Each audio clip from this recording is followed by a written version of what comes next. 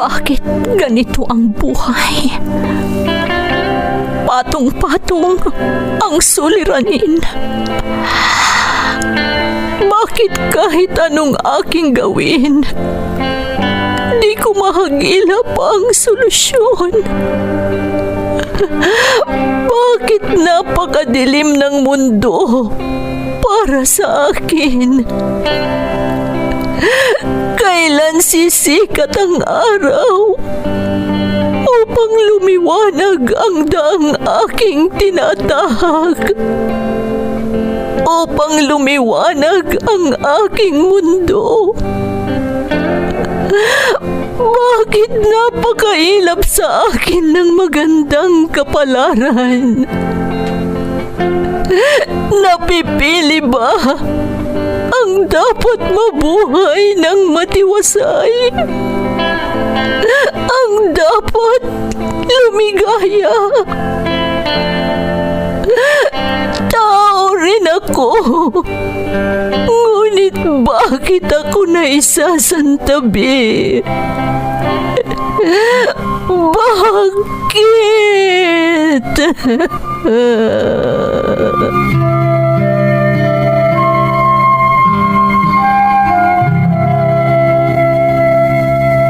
Puno ang mundo ng suliranin. Ang solusyon, umaapaw din. Sa bawat pagpatak ng luha, katumbas nito ay ligaya.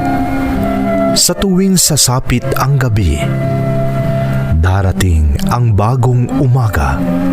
At sa tuwing tayo ay nadarapa, sa ating pagtingala, may malalakas na bisig na handang humatak sa ating muling pagtindig. Bakas ng lumipas.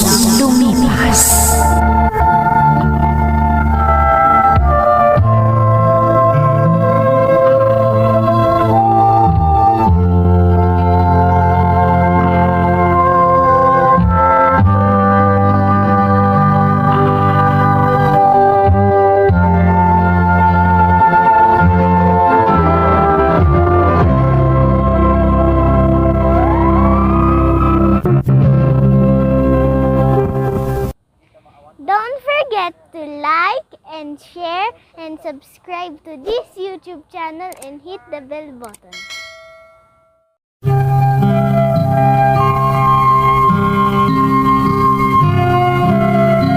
Magandang araw sa inyong lahat. Ang kwentong bibigyan natin ng buhay ngayon ay hango sa karanasang ipinadala ni Ronnie na nasa Macau. Ganito ang isinasaad ng kanyang liham.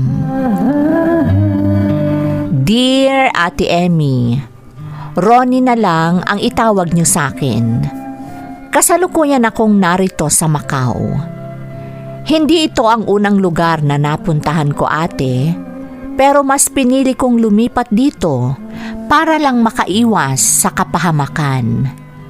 Sa totoo lang, ate, kung hindi lang ganito ang sitwasyon ngayon, gusto ko sanang makalipat na sa ibang bansa.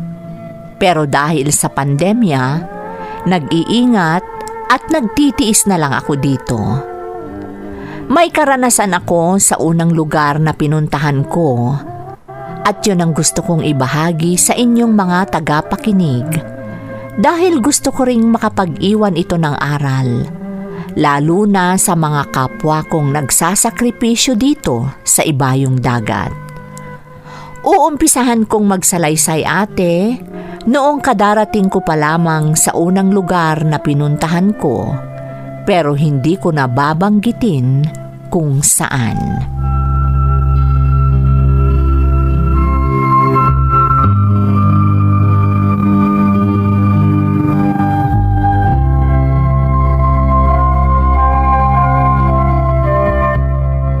I hope you understand all the things I told you, Lonnie.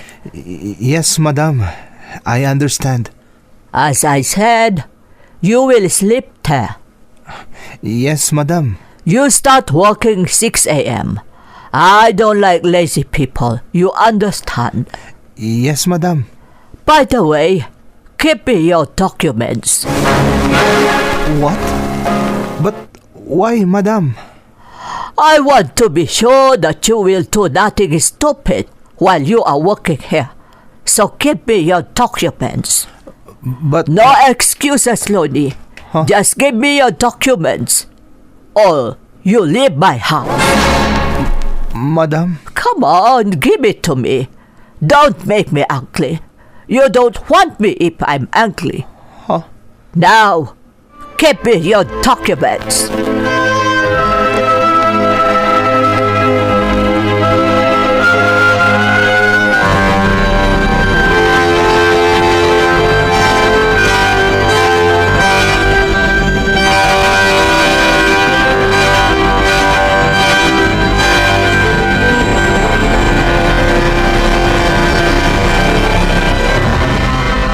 Ikaw palang pinakabagong hardinero ng pamilya Ching. Ako si Veron. Ako naman si Ronnie. Nagagalak akong makilala ka, kabayan. Mag-ingat ka sa mga amo mo para silang may tililing. Ano? Ilang kababayan na natin ang tumakas mula sa kanila matapos nilang mabawi ang kanilang mga passport. Anong ibig mong sabihin, Veron? Kakaiba ang mag-asawang Ching. Yung lalaki, manyakis pa. Ano? Yan ang totoo. Nung huling may Pilipinas silang kasambahay, muntik na siyang marip. Huh? Buti na lang at hindi natuloy. Ano? Bakit hindi siya nag-report? Narito tayo sa ibang bansa. Hindi tayo basta-basta makakapagsumbong sa mga otoridad dito. Lalo na kung hindi tayo legal na pumunta dito. Ah? Ikaw, legal ka ba? Kuan? Naku, sa ganyang reaksyon mo, alam ko na yan. Ang mabuti pa, ayusin mo agad ang lahat ng iyong mga dokumento habang narito ka para hindi ka magkaproblema.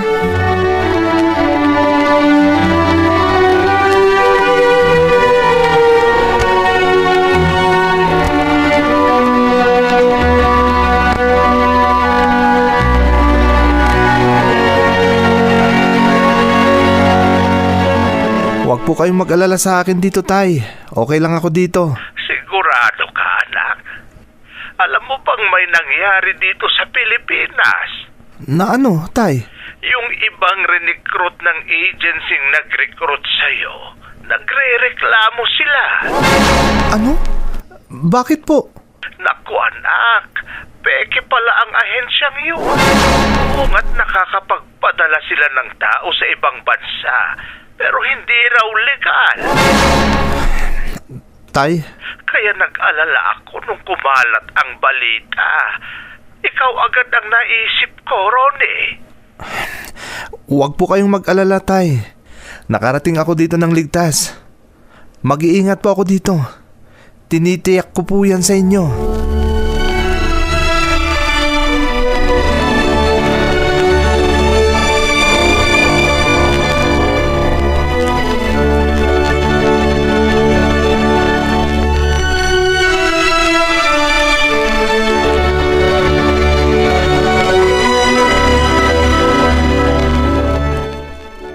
This money is for you, Lonnie. What? But why, madam? Why are you giving me money? Gift. A gift for you. Huh? I cannot understand, madam. It's not my birthday or anything. But why are you giving me gift? Because I want to. Come on, accept it, Lonnie.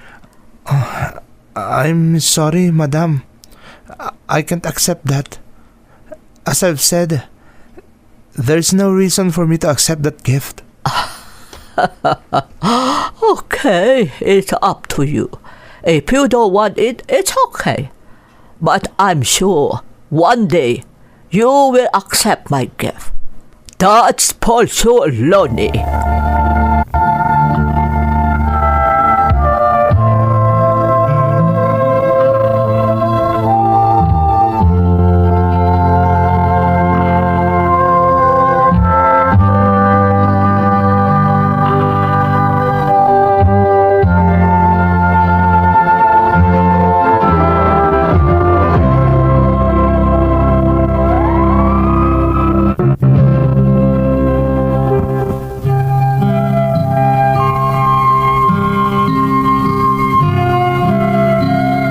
Ikinagulat ko ang sinabi ng amo kong babae, Ate Emmy. Pero hindi ko na lang pinansin ang nangyari. Pagkalipas ng 2 buwan sa pamilya na pinagtratrabahuan ko, mas nakilala ko si Mr. Ching. Kapansin-pansin na siya ay matapang dahil siya ay laging galit. Hindi ko alam kung ano ang business nila dahil palagi silang nasa biyahe at kada 3 buwan lang umuuwi ang amo ko. Pero wala na akong pakialam dahil ang gusto ko lang ay makapagtrabaho. Naging maingat ako sa bahay ng mga amo ko dahil ang lagi kong iniisip ay ang babalang sinabi ng kasambahay ng aming kapitbahay. Hanggang dumating ang isang araw.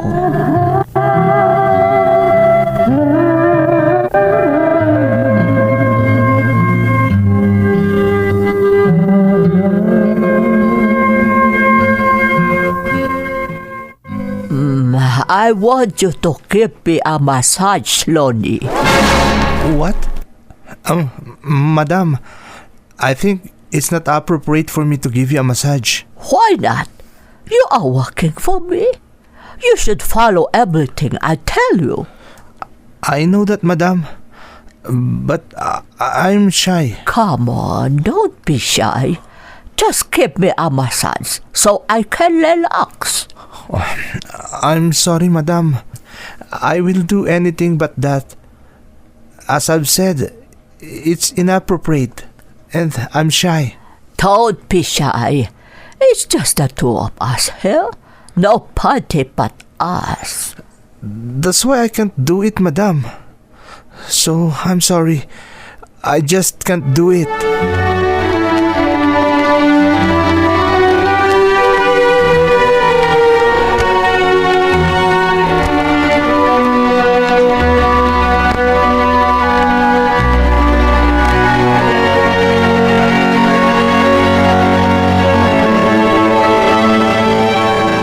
Mali na itong nangyayari.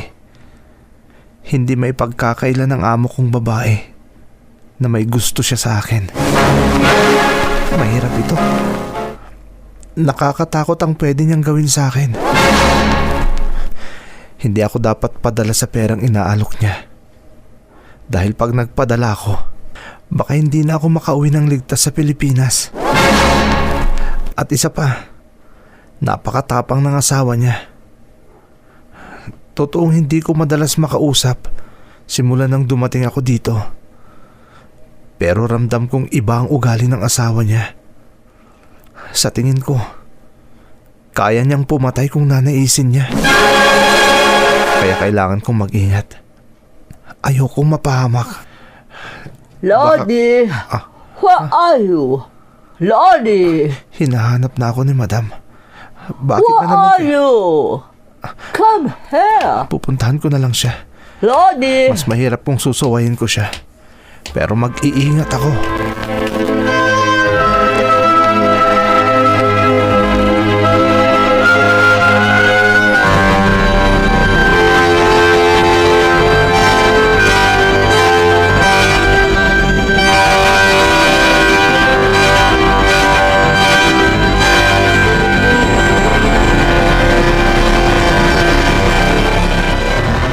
I'm fixing our bedroom.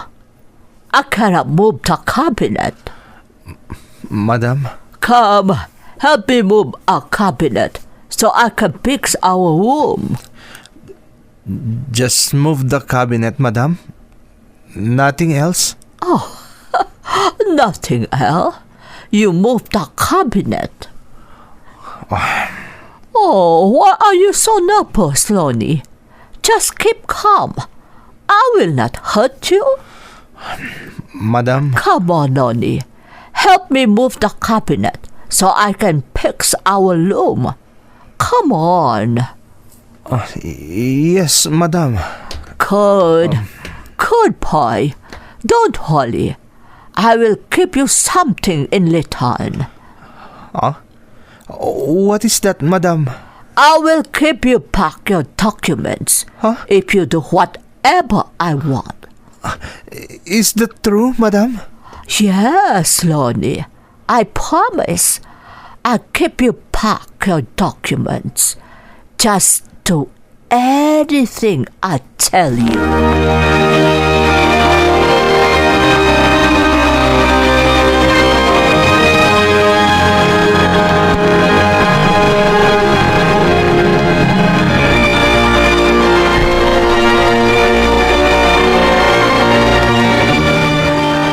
Oh, I was right about you, Lonnie.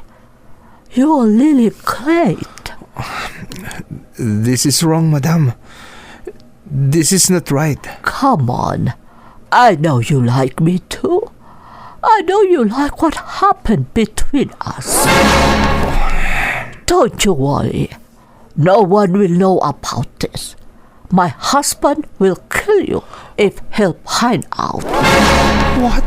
Yes, my husband loves me so much, and he will do anything for me.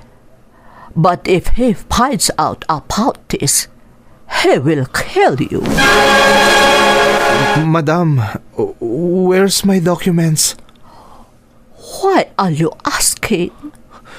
You promised me that you'll give me back my documents. And after getting back your documents, you're leaving? Madam, I will still keep your documents, so you will not leave me, Lonnie. what? I don't want you to leave me. So I'm sorry. I will still keep your documents.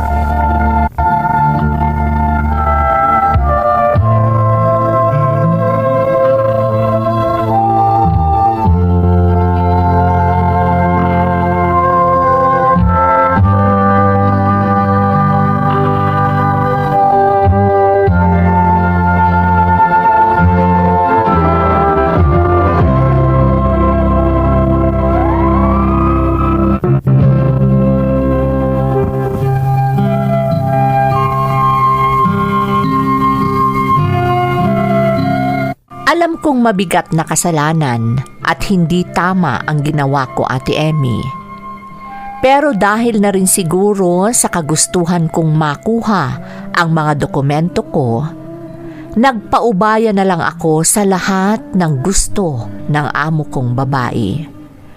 Pero pagkatapos, nanlumo ako dahil hindi tinupad ng aking amo ang kanyang pangako, kaya wala akong magawa. Simula noon, lahat ng galaw ni Madam ay minamatyagan ko. Isa lang naman ang nais ko, Ate Emmy, ang mabawi ang aking mga dokumento para makatakas sa aking mga amo.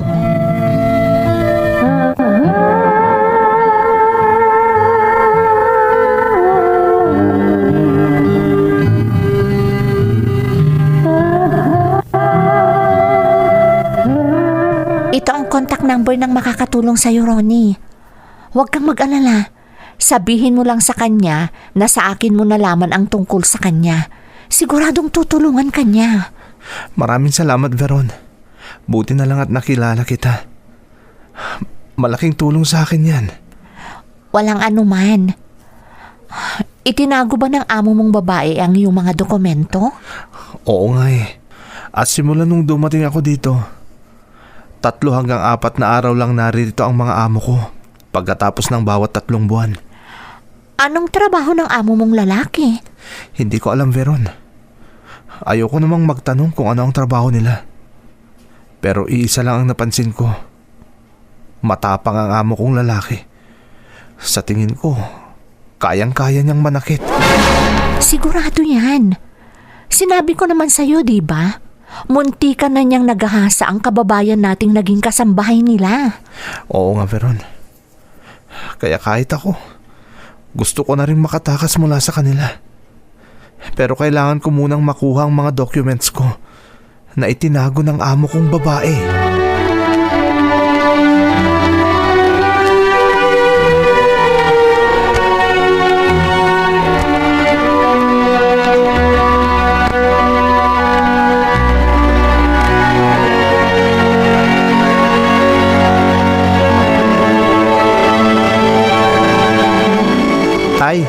Baka lumipat po ako ng amo.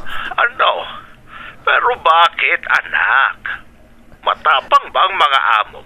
Wala ka pang 1 taon sa kanila, hindi ba? Ano kasi, tay? Hindi naman po sila matapang. Ayos naman po ang mga amo ko ngayon. Kuripot nga lang. Ano? Pero wag po kayong mag-alala. May lilipatan na ako. Mas malaki po ang sweldo. Ganun ba? Opo, tay. Mas madaling mag-ipon kung mas malaki ang sweldo. Kaya lilipat na ako ng amo. Papayagan ka ba ng mga amo mo? May kontrata kaya tang pinirmahan sa kanila. Kuan, tay.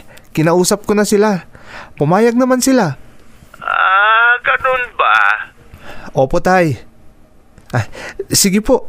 Puputulin ko na ang usapan natin. Kailangan ko na pong magtrabaho. Sige anak. Mag-iingat ka riyan. Opo, tay. Bye. Pasensya ka na, tay. Kailangan kong magsinungaling sa'yo para hindi ka mag-alala sa akin. Kailangan kong matyaga ng amo kong babae. Kailangan kong makuha ang dokumento kong itinago niya.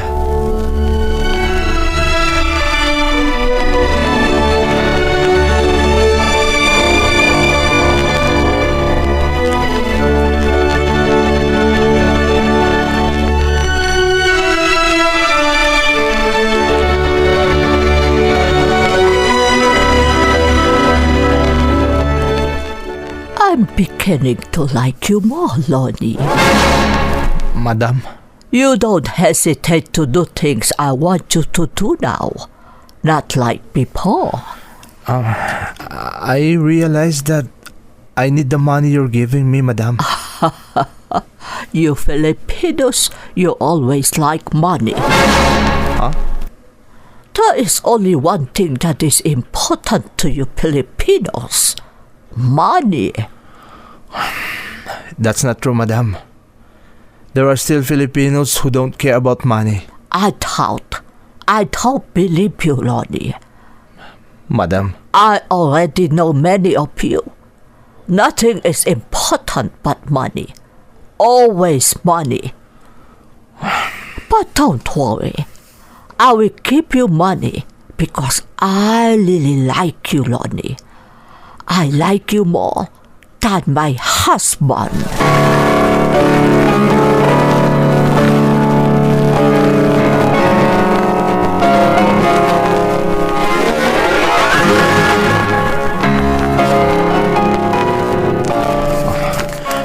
bibilisan ko ang paghahalongkat dito sa silid ng mga amo ko habang naliligo sa banyo si madam. Kailangan kong mahanap ang mga dokumento kong itinago niya. Ay, Diyos ko, sana po makita ko na ang hinahanap ko. Ayokong lalong mabaon sa pagkakasala sa lugar na ito. Ayoko. Ito na ang hinahanap ko. Dito pala niya inihalo sa mga nakatambak na libro sa silid nilang mag-asawa. Kukunin ko na ito. Pagkatapos, aayusin ko muli ang mga gamit dito. Bibilisan ko ang pag-aayos. Kailangan ko nang makatakas. Aalis na ako dito bago pa ako mahuli ng amo kong babae.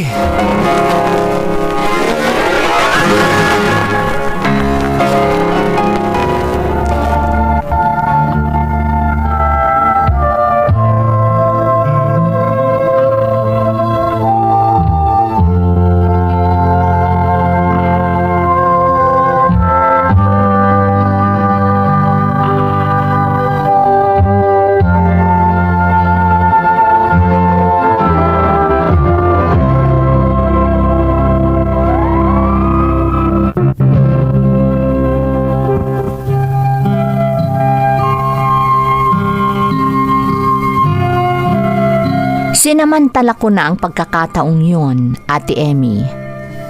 Pagkahanap ko ng aking mga dokumento, nagmadali akong umalis mula sa bahay ng mga amo ko at nakipagkita ako sa taong sinabi ni Veron na makatutulong sa akin.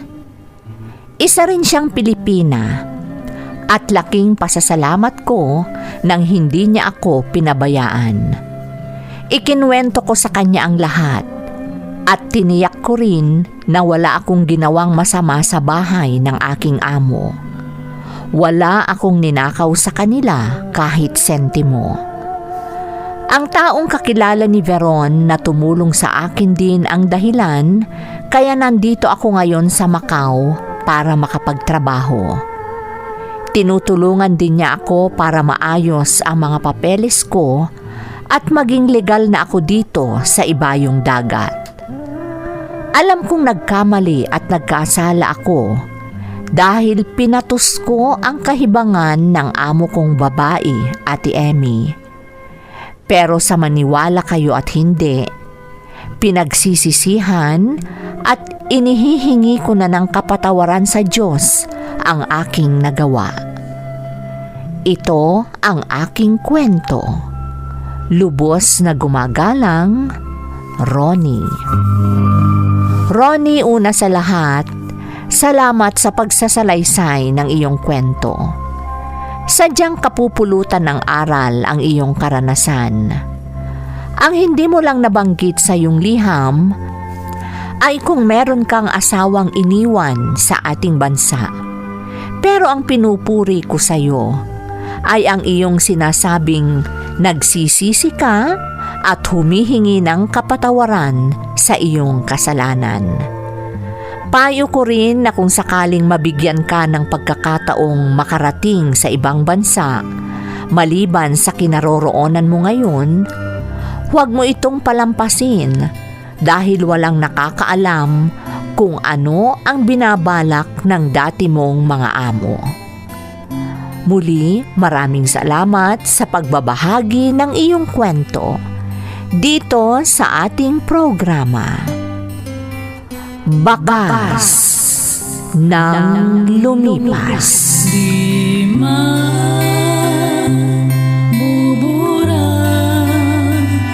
sa isipan ang mga pagsubok na karanasan. Mga